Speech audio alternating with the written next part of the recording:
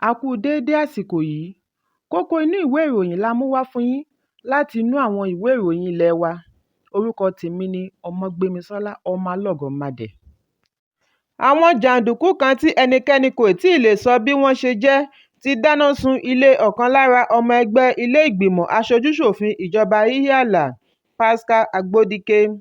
Ìwádìí jẹ́ kó di mímọ̀ wípé àwọn jàǹdùkú yìí ya wọ ilé yìí tí ó wà ní agbègbè Ihiala sí Mbosi ní ìjọba ìbílẹ̀ Ihiala.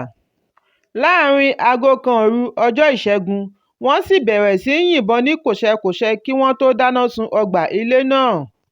Agbodike jẹ́ igbákejì àná fún ilé ìgbìmọ̀ ìpínlẹ̀ Anambra. Ibi tí wọ́n dáná sun jẹ́ ìlú abínibí rẹ̀. Bí ó tilẹ̀ jẹ́ wípé ẹ̀mí kankan ò ṣòfò. Ilé tí ó ní yàrá 5 àti yàrá ìgbàlejò 4 pẹ̀lú ilé ìdáná ni àwọn jàǹdùkú yìí jóná túútúú.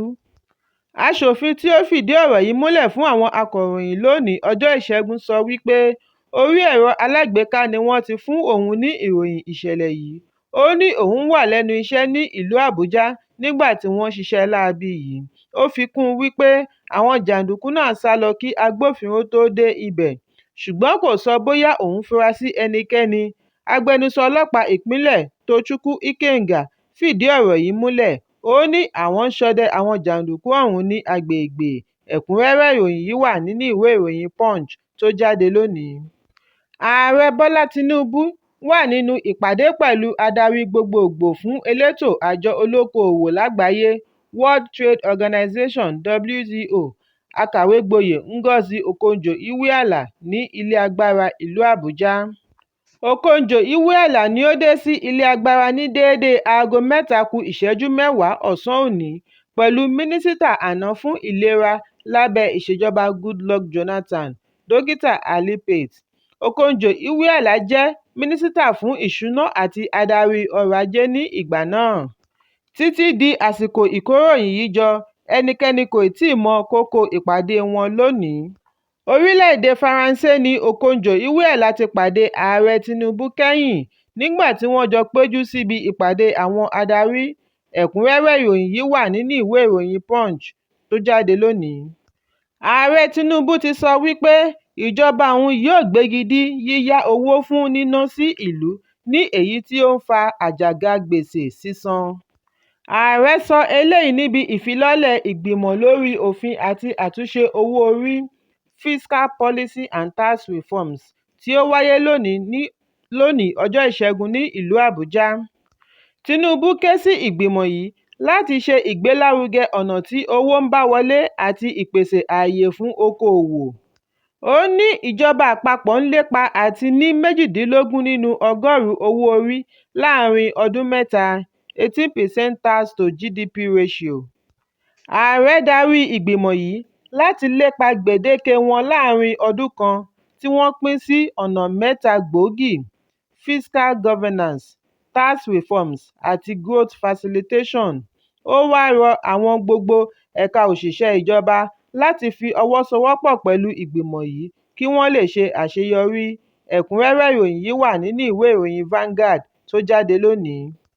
Olùdarí ilé ìwòsàn ìjọba kéréje Primary Health Center ìlú Uyo ìpínlẹ̀ Akwa Ibom, ìyáàfin Peace Ezen ti pè fún ìfọwọ́sowọ́pọ̀ ẹbí, ìlú àti àwọn adarí ìlú fún ojúṣe wọn lórí fífún ọmọ lọ́yàn nìkan exclusive breastfeeding (EBF).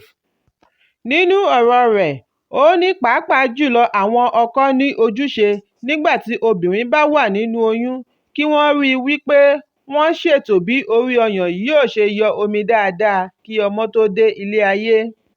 Ezen nígbà tí ó ń bá àwọn akọ̀ròyìn sọ̀rọ̀ níbi ìpàdé ọ̀sẹ̀ ayẹyẹ fífọ́mọ lọ́yàn lágbàáyé fún ọdún 2023 sọ wípé ó ṣe pàtàkì kí ẹbí àti ará ìlú ṣe ìrànlọ́wọ́ láti gbé àṣà yìí lárugẹ. Wọ́n ní kí ẹbí gba àwọn ìyá òde ìwòyí ní ìyànjú fífún ọmọ lọ́yàn nìkan fún oṣù 6 àkọ́kọ́ fún ìdàgbàsókè ẹ̀yà ọmọ ìkókó. Àǹfààní ọyàn lára ọmọ bẹ̀rẹ̀ láti 30 ìṣẹ́jú tí wọ́n bá bí ọmọ náà tán títí di oṣù 6. Ẹ̀kúnrẹ́rẹ́ ìròyìn yìí wà nínú ìwé ìròyìn Vanguard tó jáde lónìí.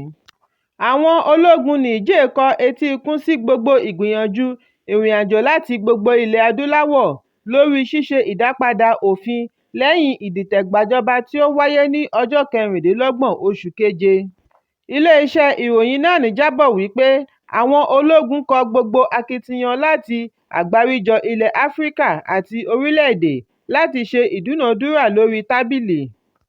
Àwọn adarí orílẹ̀-èdè láti àjọ ECOWAS ti wá ń gbáradì fún ìpàdé ní Ọjọ́bọ̀ láti jíròrò ìgbésẹ̀ tí ó kàn lórí Niger tí wọ́n ṣe ẹnugbálágún sí gbèdéke ọjọ́ 7 tí wọ́n fún wọn láti fi dá Ààrẹ Mohamed Bazoum tí wọ́n fi sí àhámọ́ padà sórí àlééfà. Ẹ̀kúnrẹ́rẹ́ ìròyìn yìí wà nínú ìwé ìròyìn Daily Post tó jáde lónìí. Ìlúmọ̀ọ́ká agbátẹrù olórin Michael Collins Ajere tí gbogbo ènìyàn mọ̀ sí Don Jazzy ti ṣe ìrántí bí ó ti bẹ̀rẹ̀ ìgbésí ayé rẹ̀ gẹ́gẹ́ bí ọmọ ìyá alákàrà ní agbègbè Ajégúnlẹ̀. Olórí iléeṣẹ́ Marvin Records sọ eléyìí nígbà tí wọ́n ṣe àfihàn rẹ̀ gẹ́gẹ́ bí àlejò lórí ètò Zero Conditions podcast. Ó ní ìgbésí ayé tálákà ni ó ran òun lọ́wọ́ tí òun fi di ọkùnrin tí òun dà lónìí. Ó ní òun ṣe ìrántí bí òun ṣe máa ń jókòó ti ìyá òun nídìí igbá àkàrà ní ìlú Ajégúnlẹ̀. Bí a kò bá gbàgbé wípé Don Jazzy pàdánù ìyá rẹ̀ nínú oṣù keje ọdún tí ó kọjá lẹ́yìn àìsàn jẹjẹrẹ ọyàn. Ẹ̀kúnrẹ́rẹ́ ìròyìn yìí wà nínú ìwé ìròyìn Daily Post tó jáde lónìí. Ọ̀kan lára ikọ̀ agbábọ́ọ̀lù ilẹ̀ England, Lauren James, ti tọrọ ìdáríjì lọ́wọ́ ọmọ ẹgbẹ́ agbábọ́ọ̀lù Super Falcons, Mikel Alozie, lẹ́yìn ìṣẹ̀lẹ̀ tí ó wáyé láàrin àwọn agbábọ́ọ̀lù méjèèjì tí ó fa sẹ̀ríà tí wọ́n dá fún Lauren James lórí pápá.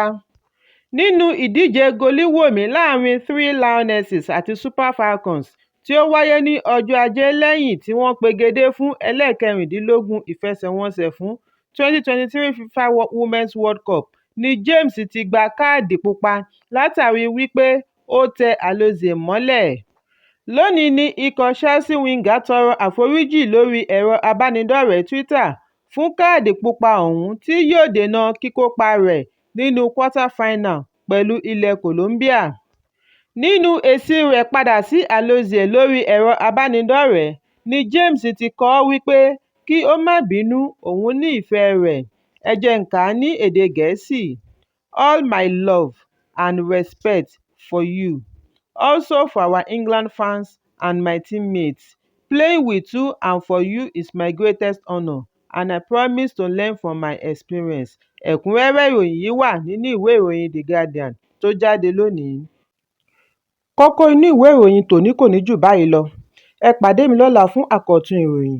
Kí a tó lọ, ẹ má ṣaláì fi àríwísí yín ránṣẹ́, ìyẹn comment, kí ẹ sì bá wa subscribe sí ojúnà wa lórí YouTube kí Kókó Inú Ìwé Ìròyìn lè máa tẹ̀ yín lọ́wọ́ ní kíákíá.